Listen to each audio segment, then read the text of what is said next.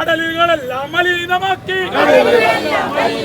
നദികളെല്ലാം മലിനമാക്കി, കേരളമാകെ മലിനമാക്കി.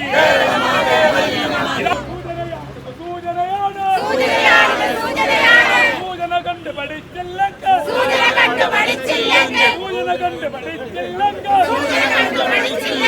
സമരത്തിന്റെ ഭാവം മാറും, രൂപം മാറും. കളിച്ച ഭരണക്കാരെ പ്ലാസ്റ്റിക് തരികളുടെ രൂപങ്ങൾ വ്യത്യസ്തമാണ്. പ്ലാസ്റ്റിക് തരികളുടെ രൂപങ്ങൾ വ്യത്യസ്തമാണ്. പലതരത്തിലാണ് ഇത് കാണപ്പെടുന്നത്. ഈ തരി ഇപ്പോൾ കടലിൽ അങ്ങ് കൊല്ലം മുതൽ പുളച്ചൽ വരെ അടിച്ചുകൊണ്ടിരിക്കുകയാണ്. അതുപോലെ തന്നെ മറ്റ് പല കാര്യങ്ങളും ദുരൂഹമാണ്. ഈ കശുവണ്ടിയും ഇതുപോലുള്ള കാര്യങ്ങൾ മാത്രമേ പുറത്തു വന്നിട്ടുള്ളൂ. ഇതിനകത്തുള്ള കെമിക്കലും അത് സൃഷ്ടിക്കുന്ന വളരെ ദൂരവ്യാപകമായ പ്രത്യാഘാതങ്ങളും എന്താണെന്ന് ഇതുവരെ പുറത്തുവിടുന്നില്ല. കമ്പനിയും വിഴിഞ്ഞം പോർട്ടുമായി പ്രത്യേകമായ ബന്ധമുണ്ട്.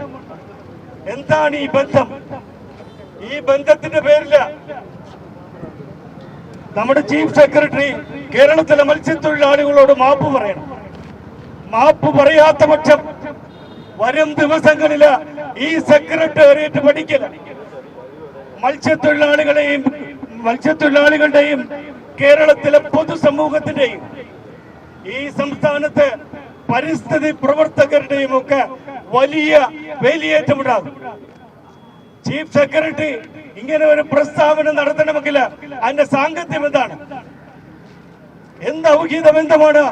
MSC കമ്പനി ഒരു ക്രൂരമായ കുറ്റകൃത്യം ചെയ്ത ഈ സംസ്ഥാനത്തിന് ഒരു വലിയ ദുരന്തം സൃഷ്ടിച്ച MSC കമ്പനിയുമായി നമ്മുടെ സംസ്ഥാനത്തിന്റെ ഔഹിതമായ ഈ ദിവസങ്ങളിൽ നമുക്ക് കാണാൻ സാധിക്കുന്നതാണ്. നമ്മുടെ സംസ്ഥാനത്തിന്റെ ഔഹിതമായ ബന്ധമാണ് ചീഫ് സെക്രട്ടറി പ്രകടിപ്പിച്ചത്.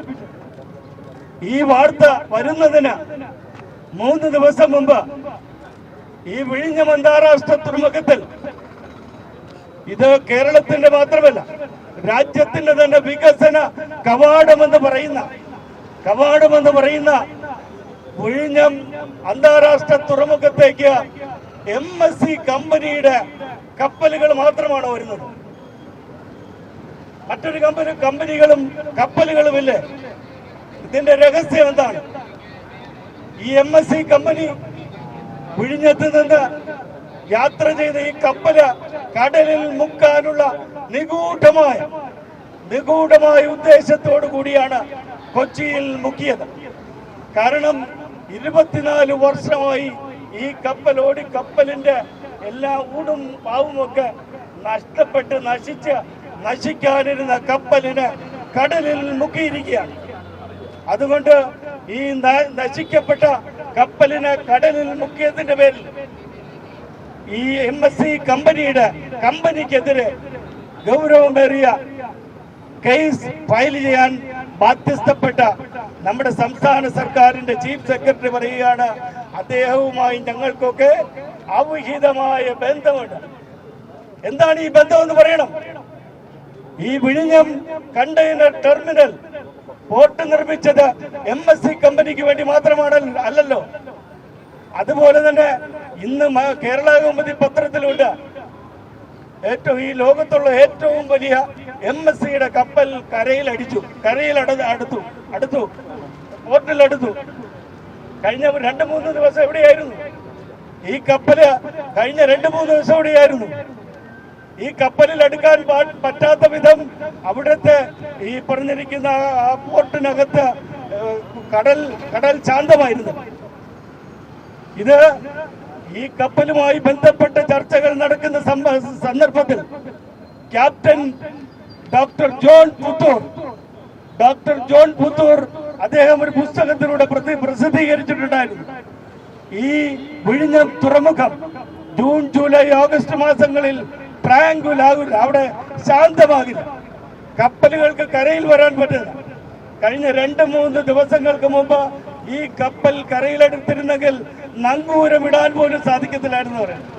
നങ്കൂരമിട്ടിരുന്നെങ്കിൽ ഈ കപ്പലും കരയിലെടുത്തേനെ. ഈ കപ്പലും കരയിലെടും. ഈ രഹസ്യങ്ങളാണ് പുറത്തുകൊണ്ട് വരേണ്ടത് പൊതുജനങ്ങളുടെ മുമ്പിൽ. എന്തുകൊണ്ടാണ് ഈ MSC കമ്പനിയുമായി അവിഹിതമായ ബന്ധം? ഇന്നത്തെ പത്രത്തില് ബഹുമാന്യനായ VJ തോമസ്, അദ്ദേഹം മറിടൈം ബോർഡിന്റെ ചെയർമാനായിരുന്നു. അദ്ദേഹം പറഞ്ഞിരിക്കുന്നത്, അത് മനോരമ തന്നെയാണ് പുറത്തുകൊണ്ടുവന്നിരിക്കുന്നത്, മുക്കരുത് സത്യം, മുക്കരുത് സത്യം എന്ന് പറഞ്ഞാൽ വളരെ ദുരൂഹമായ ധാരാളം കാര്യങ്ങളുണ്ട്. അത്തരം കാര്യങ്ങളൊക്കെ മുക്കാനുള്ള ശ്രമത്തിന്റെ ഭാഗമാണ് നമ്മുടെ സർക്കാരും. അതോടൊപ്പം നമ്മുടെ ബഹുമാന്യനായ ചീഫ് സെക്രട്ടറി, അദ്ദേഹത്തിന് എങ്ങനെ ധൈര്യം ഉണ്ടായെന്നാണ്. ഈ രാജ്യം നിയമവ്യവസ്ഥയുള്ള രാജ്യമാണ്. ഈ നിയമവ്യവസ്ഥയുള്ള രാജ്യത്തില് ഒരു കൊടും കുറ്റവാളിയെ സംരക്ഷിക്കാനായിട്ട് ഞങ്ങൾക്ക് എന്തോ അവിഹിതമായ ബന്ധം ആ MSC കമ്പനിയുമായി ഉണ്ടെന്ന് പറയാനുള്ള ചങ്കൂറ്റം എങ്ങനെയുണ്ടായി? ഇതിന്റെ വസ്തുതകളിലേക്ക് വരികയാണെങ്കിൽ ഇതുവരെയും കൃത്യമായി 643 കണ്ടെയ്നറുകളാണ് ഈ കപ്പലിലുണ്ടായിരുന്നത് പറയുന്നത്. പക്ഷേ ആ കപ്പലിന്റെ മാനിഫെസ്റ്റോ, അതിന്റെ അകത്തുള്ള ഈ പറഞ്ഞിരിക്കുന്ന വിവരങ്ങൾ പറഞ്ഞിരിക്കുന്ന 1640 കണ്ടെയ്നറുകളാണ്. എന്ന് പറഞ്ഞാൽ 3 കണ്ടെയ്നറുകളെ കുറിച്ച് എന്താണ് വിവരം പറയാത്തത് എന്ന് പറഞ്ഞാൽ കണക്ക് പോലും തെറ്റിച്ച്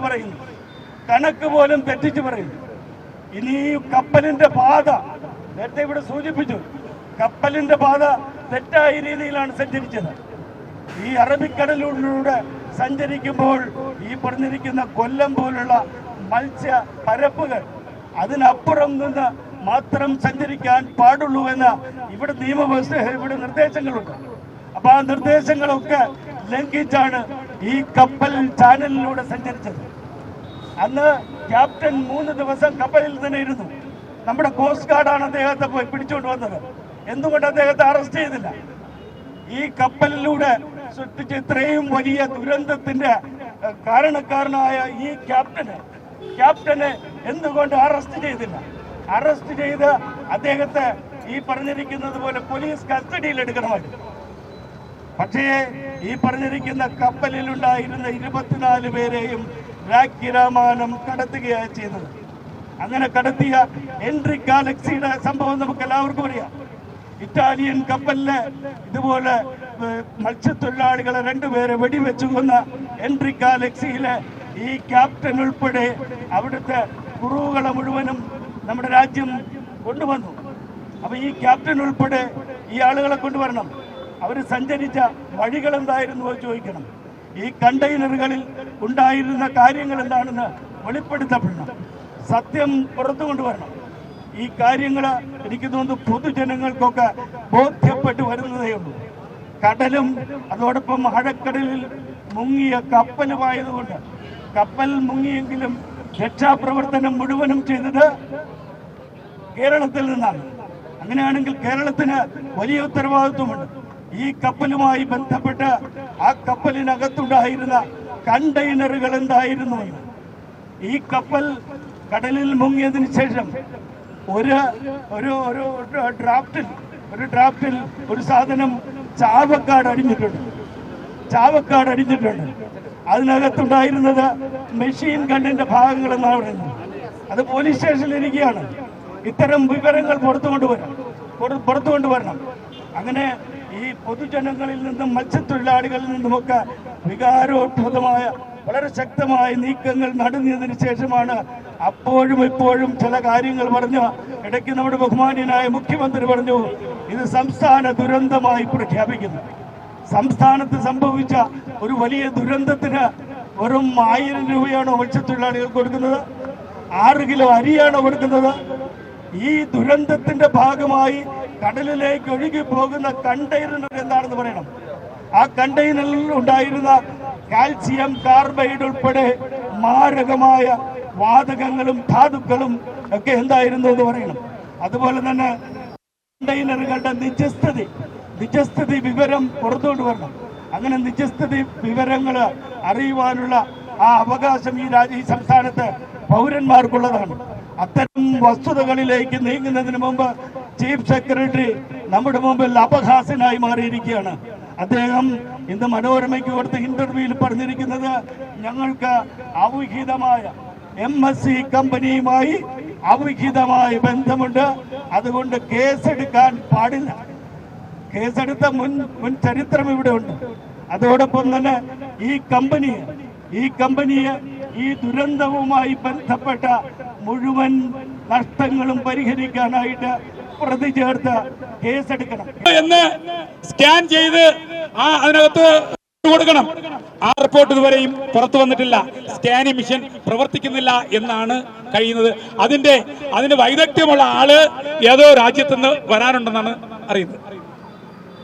കേന്ദ്ര സംസ്ഥാന സർക്കാരുകൾ FIR ഇടണം. അത്തരം കാര്യങ്ങൾ വളരെ വിദഗ്ധമായി ഉദ്ഘാടന പ്രാസംഗികൻ പറയും. പ്രിയമുള്ളവരെ, ഇത് ഞങ്ങളെ മാത്രമല്ല പൊതുസമൂഹത്തെയും ബാധിക്കാൻ പോകുന്നു. ഇത് 1000 വർഷം വരെ ഇത് അലിഞ്ഞു പോകില്ല എന്നാണ് ശാസ്ത്ര സമൂഹം പറയുന്നത്.